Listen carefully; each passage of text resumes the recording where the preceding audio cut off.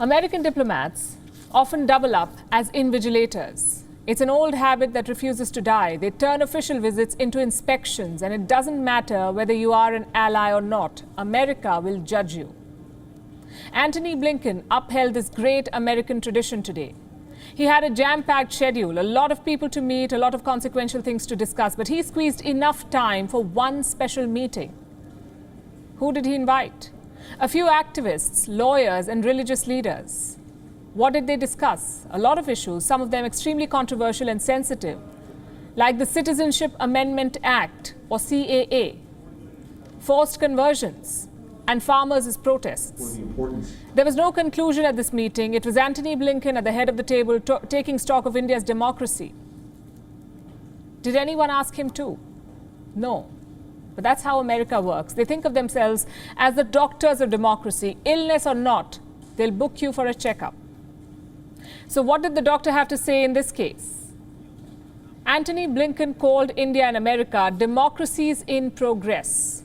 He said that they discuss sensitive issues as friends. Now, the US has always had a warped idea of friendship.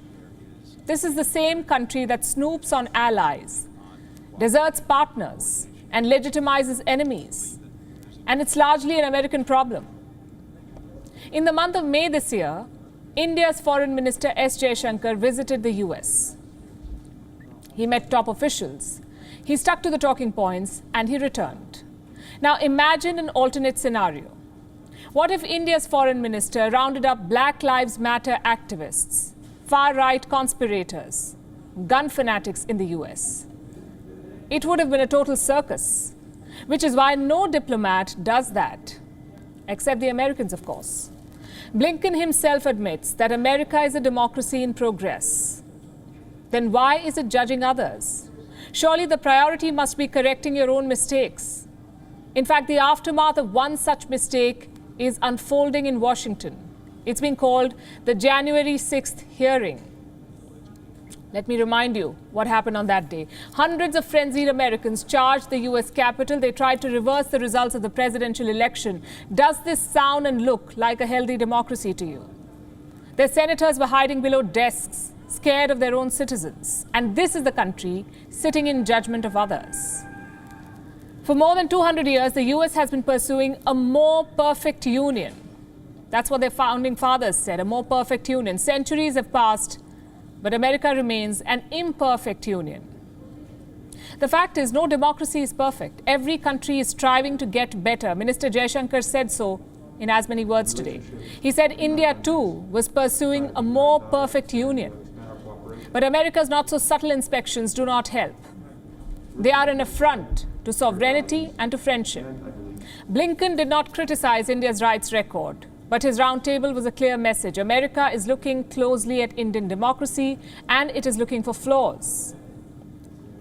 How must New Delhi react to this? More importantly, is there anything to react to?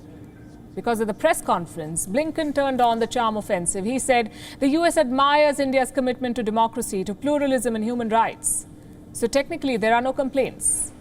And why is that? Because the US needs India's strategic partnership at this point to tackle China, to tackle climate change, to beat the pandemic. Tells you how flimsy their ideals really are. You see, every friendship has a red line. In this case, that red line is domestic interference. The US cannot waltz in and weigh in on Indian democracy. No country can. And that's the whole point of mutual respect and sovereignty. The question is, how can India and the US find a balance? S. Jaishankar offered some insights during the press conference. American journalists were egging on Antony Blinken. They were clearly hoping for more drama here. But Minister Jaishankar stepped in and set the record straight. He said, and I'm quoting, "Do not equate freedoms with lack of governance." A subtle message to Washington that protests and freedom do not mean lawlessness. Sounds like that is the line that India wants to draw. Blinken, by the way, is not the first diplomat to invigilate India, and he won't be the last. So New Delhi must remember the geopolitical obvious. The US has no permanent friends, only interests. Right now, those interests align with India's. When they don't, these roundtables may appear less friendly. Until then, the Americans will keep trotting the globe and dragging their judgment chair wherever they go. WION is now available in your country. Download the app now and get all the news on the move.